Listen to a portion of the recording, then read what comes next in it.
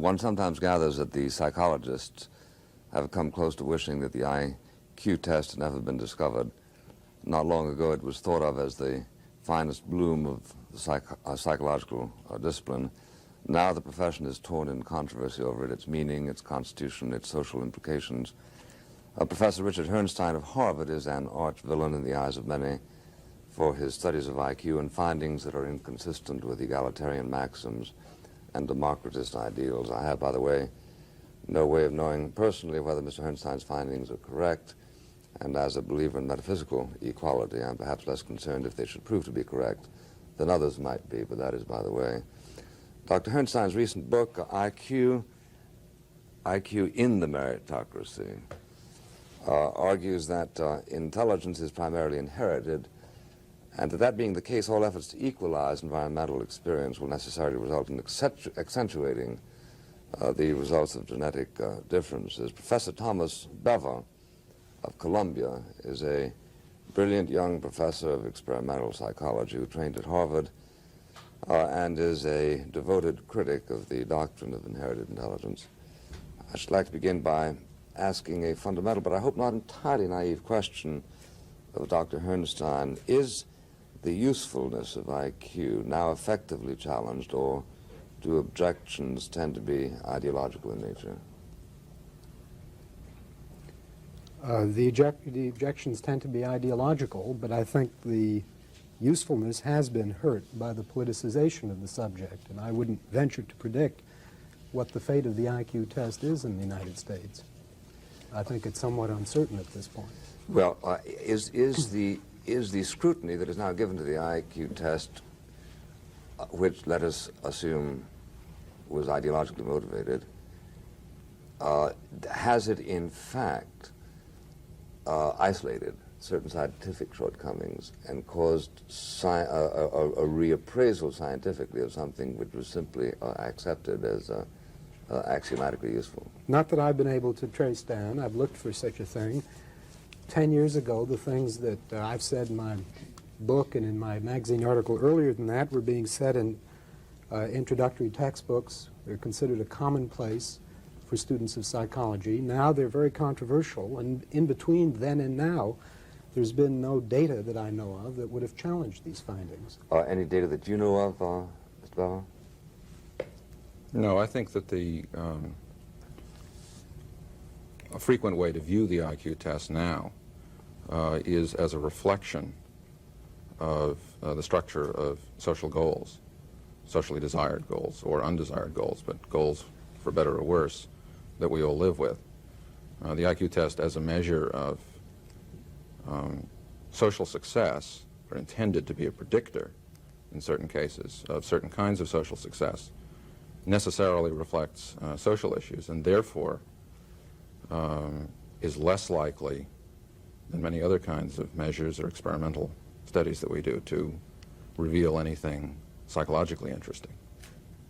What more was one prepared to get out of IQ tests than merely that, Mr. Herrnstein? I think there have been people along the way who felt that the IQ test was a realization, fulfillment of a theory of intelligence, or a theory of cognitive power. I myself have never felt that way. As a psychological device at the level that Bever is talking about it, I would agree that it's not very interesting. I don't think it expresses a theory of the mind of any particular substance. On the other hand, as an instrument of prediction, it's very potent. There is no other measure of a 7 or 8-year-old child that has comparable predictive validity, even the family background or the education of the parents or what have you. And that's just a factual matter. And so let me say that I think the IQ test is interesting sociologically, even if not very interesting psychologically. Or rather, what is your defense against your critics who say that you have taken the IQ test and run with it in forbidden directions? Well, my defense is simply I haven't seen the alternative case. The argument exists at 2 levels, at least, probably more. There's first the factual level, and at that level, what I say is, I think, quite orthodox. IQ tests are predictive of various kinds of success. They're predictive of success in school in the first place, and then they're also So far, no quarrel there, right? Yeah, okay. The correlations, we could argue about the magnitude of the correlations, but I'm willing to give up quite a lot here in order to get agreement at the factual level. And then second, the IQ measures a heritable trait. There's no argument about that either. The argument exists, as far as I know, at the level of what is the magnitude of this heritability of IQ.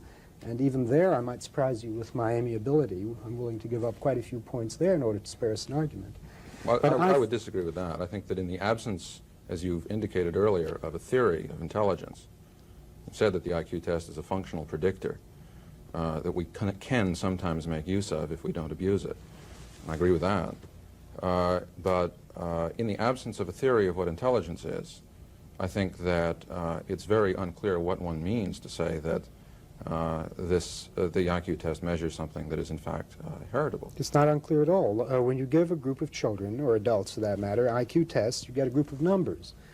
The numbers don't know where they came from, and these numbers can be subjected to a statistical procedure known as the estimate of heritability, and that has been done, for upwards of 40,000 cases that I know of in the technical literature for IQ. And the answer comes out that the variation in IQ scores from individual to individual is something between 60 and 90% heritable. Now, you don't need a theory of intelligence to say that. As I say, the numbers just behave like numbers. They don't care what your theory about them It's a purely psychometric Precisely. result. In fact, the statistical procedure is tantamount to, equivalent to something called analysis of variance, which is one of the standard statistical procedures of experimental psychologists. So that using a very common statistical procedure, one comes up with an answer that I think has considerable sociological importance, even if not very much psychological. So that there are questions as to whether aside from whether the theory is appropriate or not, there are a number of questions about the data. Dr. Herrnstein cites estimates ranging from 60 to 90% of the variance accounted for by heredity, variance in IQ test performance, which, as we all have started out agreeing, says nothing about intelligence. I don't think we agreed on that, but go ahead. It is not about intelligence, let's put it that way. I think that those estimates have been questioned. There are people who claim that the true number is much lower. But I don't think I don't think that those sorts of questions are ultimately the determinative ones. I think in trying to assess the structure of the argument, I think in terms of trying to understand where society is going as a function of the equalization of education, the alleged equalization of education, that we simply have to treat those arguments on their own merits, if they have any. Yeah. To all of which you reply what? Well, Bever, whom I've known for a long time, and so I speak with no newly acquired animus because of your remarks, starts off by... It's an old animus? It's an old animus. Starts off, no, not at all. Starts off by casting doubt on my credentials as an expert in statistics, and it would embarrass me to try to defend these credentials. But let's instead turn to the consensus of the field itself. In 1967, Leona Tyler, who everyone would agree is an expert in mental testing, the author of the definitive textbook for undergraduates the world over, published the third edition of her book, The Psychology of Individual Differences, in which she said that the estimates of heritability range, the estimates of the genetic contribution to IQ, I don't remember if she used the word heritability, range upwards of 50%. But maybe Tom's not talking about psychological experts. Perhaps he's talking about genetic experts. Well, the brand new mammoth book in human genetics is by parageneticists named Cavalli, Sforza, and Bodmer. And in their book, they say that estimates of the heritability of IQ range between 40% and 80%. But that 40%, as they quickly point out, is a narrow definition of heritability rather than a broad definition, and that for broad definitions, which is what I've been talking about all along, the estimates do range around 80%. Dobzhansky, another expert, famous geneticist, in his recent little book said something of the order of 50 studies of IQ the world over leave no substantial doubt that IQ is heritable. I don't remember if he gave a figure, but he said substantially so.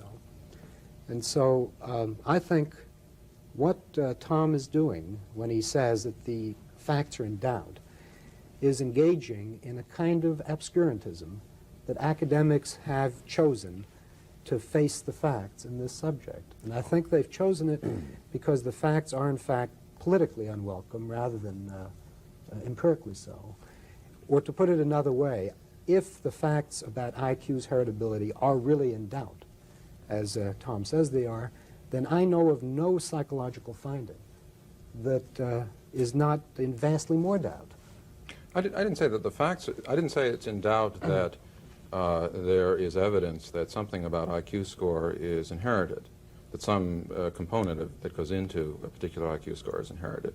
What I was simply referring to in that regard is that there are people who claim that the particular estimates given by any other particular party are wrong. That's all I mean. I think that if you mean by broad heritability the kind of heritability in which the environment can intervene as a critical part of it, then I think there's no difficulty at all. By broad heritability, it's a very technical concept. I simply mean the total genetic impact rather than the narrow heritability, which is just that genetic impact that expresses itself in an additive way. And when you do heritability analyses, you must decide beforehand whether you want the broad figure or the narrow figure, and that dictates the treatment of the statistics.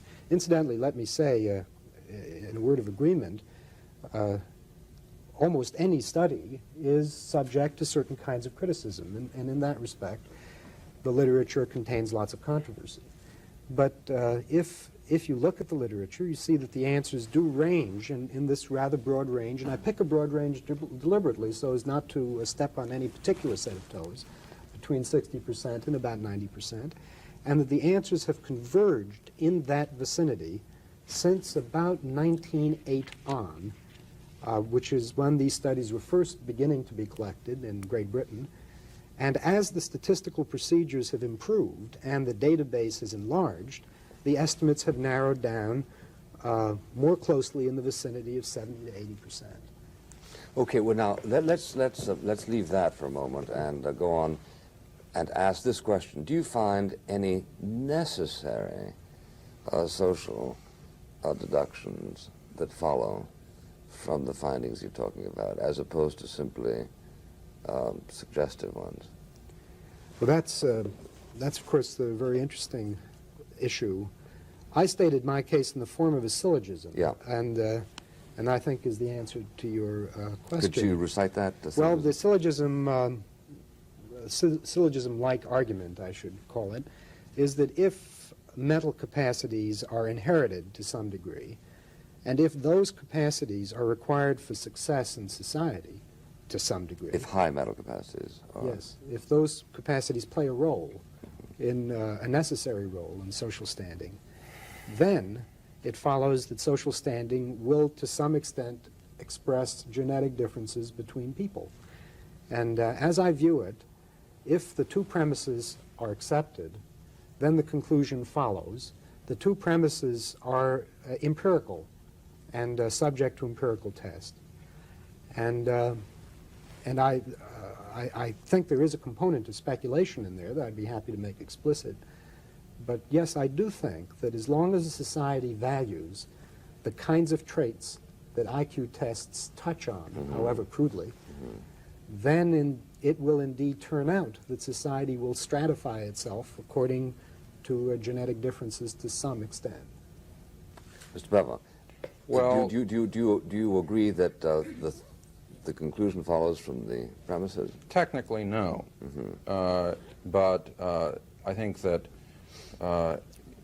Herrnstein was careful at one point to call it a syllogistic-like argument, and I would agree with him there that it's an argument that sounds like it's a syllogism. I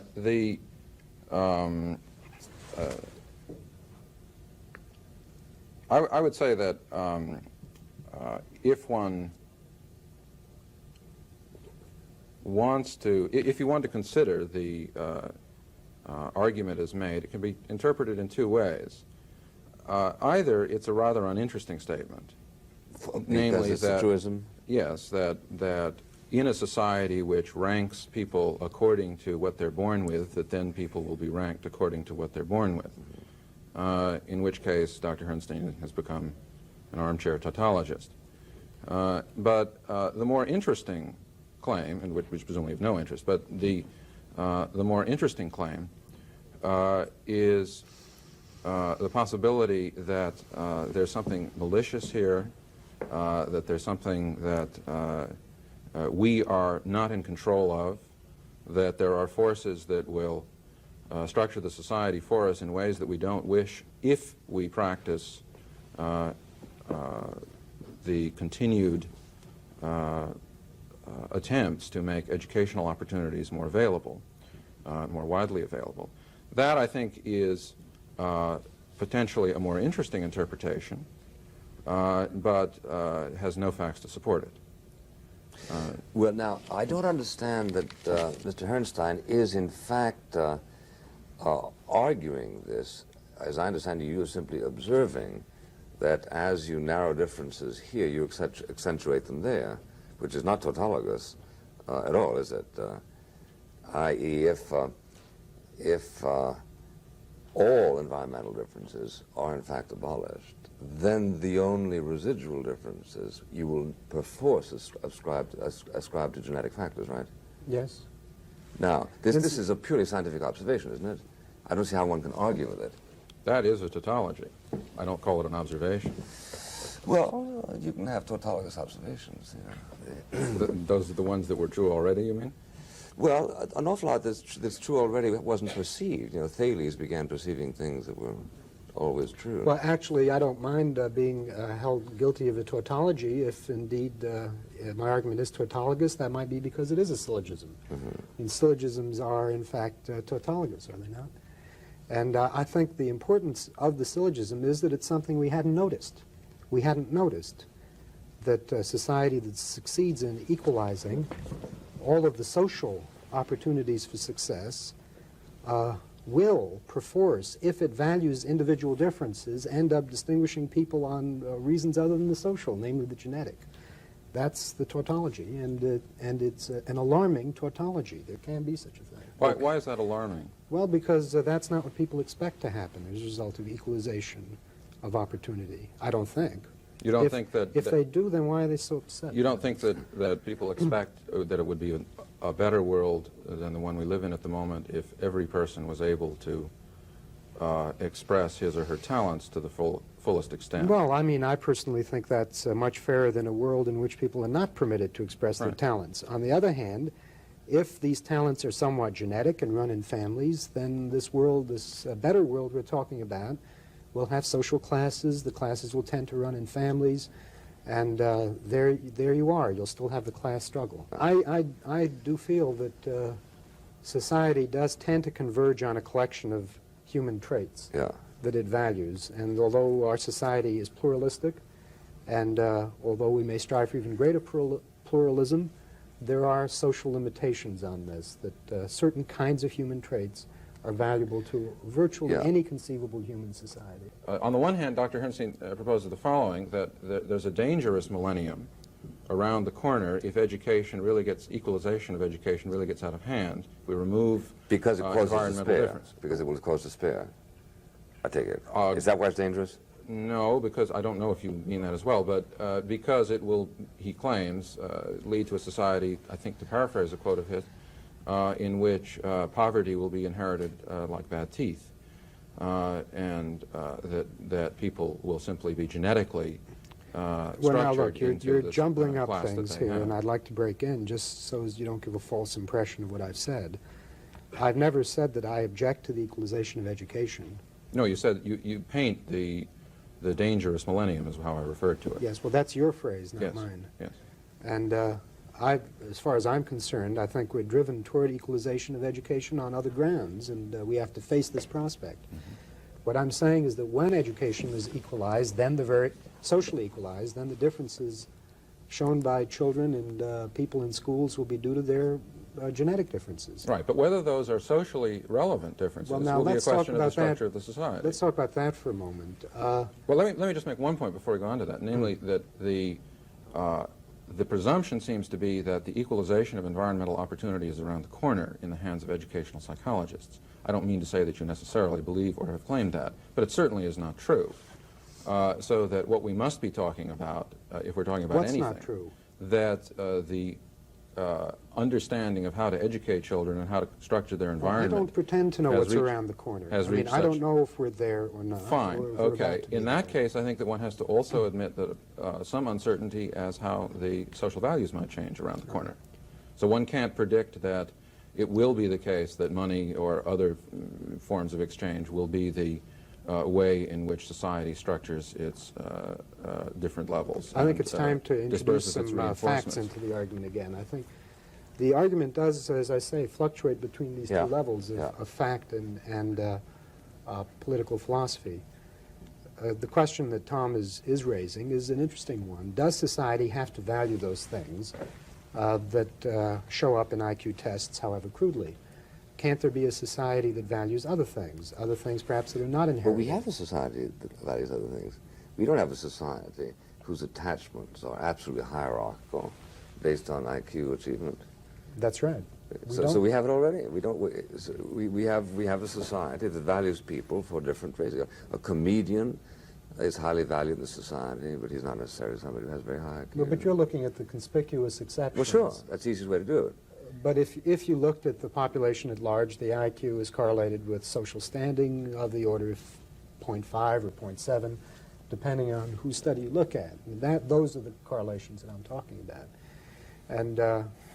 And this does, as Tom says, express a value, that is an unconscious value in our society. My argument, look at it this way. My argument could be taken as applying only to the society in which we live, or only to the societies that exist in the world right now, because whenever these studies are done elsewhere, the data come out about the same, and it makes no difference whether the political system is socialist, so-called, or capitalist, or some mixed society. That is to say, these data turn up in the Soviet Union and in Sweden and in the United States without very much difference. And that's really all I have any basis for, empirically speaking. Now, I do venture beyond that, and I offer speculation. I think that it's no accident that society values these traits. I think there are very real reasons. The work that needs to be done in a society calls on the abilities that are measured to some extent by IQ tests. Well, that's obvious, again, isn't it? You can't have somebody who's intellectually completely inept running a computer, for instance, right? And people will insist, for example, that their airplane pilots meet some standard of performance and conduct and so on, Yeah. because airplane pilots play a very consequential role in our lives. Yeah. But that's I think the that's a characteristic, I think, of a complex society. Now, what your argument, if you're arguing with Because me about I this, suppose he can argue at a radical level, this is a society that enjoys transportation. And if you repeal the right to move, then That's you right. repeal the well, that's precisely what I was headed toward. Yeah. I didn't argue that. Well, I think what you have to face is that if you argue that a society need not value these things, then you should go further and say, well, what kind of society might it be in which these things that are correlated with IQ tests are no longer valued? Once we have that test, we can't then turn around and say that this test, which is simply an indicator of, insofar as it works at all, of where a child stands vis-a-vis how he will do in the society, of something internal, something independently discovered about the society itself. It's a reflection of the society, and it's intended to be so. Well, no, there are two facts about it that are more or less independent. The first fact is the predictiveness of the IQ score for our society. That's the extent to which it succeeds in That's its goal. right, and the testers in the early days and even now were very frank about trying to maximize the predictive validity of their tests. And the correlations between IQ and school performance showed the extent to which the testers were successful. That's fact number one. Fact number two is that the numbers you get when you give a group of children an IQ test define a heritable trait. That has nothing to do with the first. It might not have. For all anyone knew when they were developing IQ tests, trying to make them predictive for school work, they might very well have come up with a test that had extremely low heritabilities. There was nothing in the, no constraint operating on the tester that forced him to make the test measure a heritable trait. That's just how it worked out. Because it worked out that way, certain conclusions then follow. But they are independent. Tom is talking about here, and a very legitimate one, and that's the question of how would the IQ score behave if the world were vastly different? Yeah. If the cookie jars were much deeper, for example, then the length of the arm might not make so much difference anymore. Well, in fact, it's possible that in a different sort of world, the IQ would not be so variable from person to person. It's possible that the IQ would not be very predictive. And I freely admit that in a world that I can't quite imagine, none of my arguments would have any relevance. There are some small quantities of data that bear specifically on this question. And the studies are a little bit like this. Take a group of children in an average sort of school environment and look at the variation in their IQ scores. Now take another group of children and look at them in a very much better school environment. The average score will rise. That is, school does have some effect. However, the variation from child to child does not get any smaller. In fact, it gets a little larger. So that the interaction that you're talking about, as far as the evidence shows, does not go in the direction of making the IQ less variable. If we make the school system that much better, we will still face individual to individual differences. It'd be like a mobile. Exactly. We'll just lift the thing up. Certainly they won't get any more compressed in IQ, but it is even possible from the looks of the data that as we make the environment better, the people who take greatest advantage of this improvement are the people at the upper end of the IQ scale right now, and so that their scores will move up even more. So there's a polarization. So that there's a further polarization. Now, that's not to say that someone won't invent an environment that will have just the opposite effect, but no one has yet, and I haven't even seen a plausible proposal. Suppose 10 years from now there simply is no argument on the heritability of intelligence, IQ. And let's say that we have arrived at the figure of 80%, leaving only 10% that can be manipulated through education and environment. Does it then follow that genetic manipulation is the next and most attractive field of inquiry for educational meliorists, psychologists, or do you think that there's a presumptive argument against it, that it's something that one simply shouldn't talk about on the grounds that you disturb the chemistry of nature?